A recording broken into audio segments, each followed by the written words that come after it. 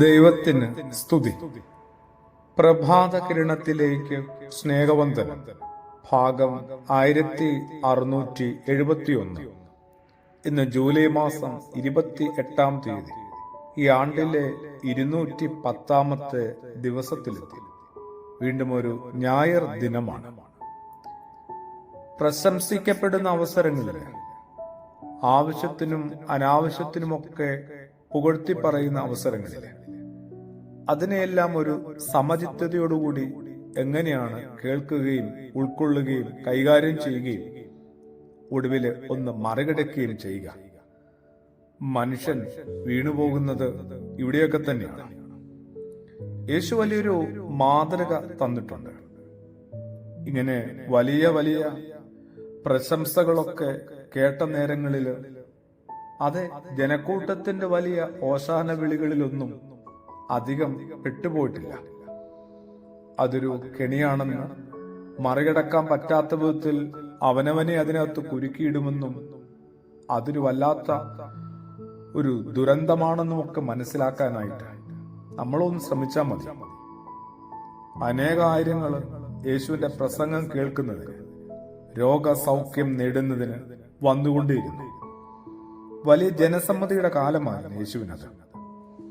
യേശുവിന്റെ ജീവിതവും ജീവിതത്തിൽ പ്രകടമായ ദൈവഭക്തിയും ആയിരങ്ങളെ ആകർഷിച്ചുകൊണ്ടിരുന്നു.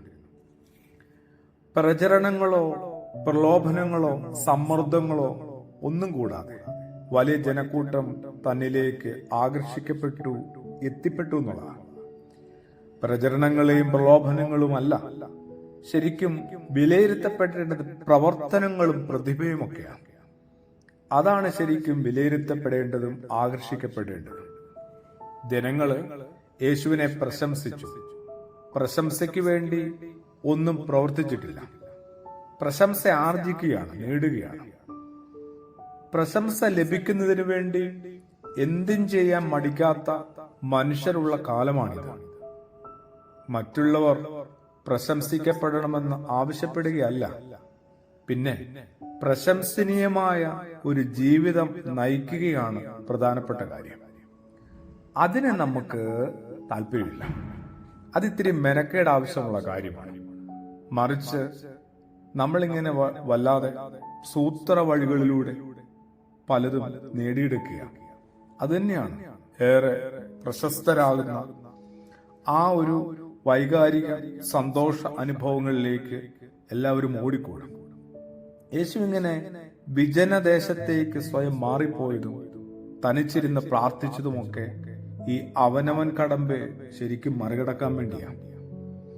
പ്രശംസിക്കപ്പെടുക ഒരു വലിയ പരീക്ഷ തന്നെയാണെന്ന് യേശുവിനറിയായിരുന്നു. സ്ഥാനമാനങ്ങൾക്കും അംഗീകാരത്തിനും വേണ്ടി പരക്കം പായുന്ന ക്രിസ്തീയ നേതാക്കൾ വർദ്ധിച്ചു വരുന്ന ഇക്കാലത്ത് യേശു കർത്താവിന്റെ പ്രവർത്തന ശൈലി എന്തുകൊണ്ടാണ് നമ്മൾ ശ്രദ്ധിക്കാതെ പോകുന്നത്? സ്ഥാനമാനങ്ങൾ തേടി നാം ഓടുകയല്ല, സ്ഥാനമാനങ്ങൾ പതിയെ നമ്മെ തേടി വരട്ടെ. അതിന് തക്ക ഒരു ജീവിതം ആയിരിക്കണം നമ്മൾ ജീവിക്കേണ്ടത്. അതിന് തക്ക ഒരു ജീവിതമാണോ നമ്മൾ ജീവിക്കുന്നത്?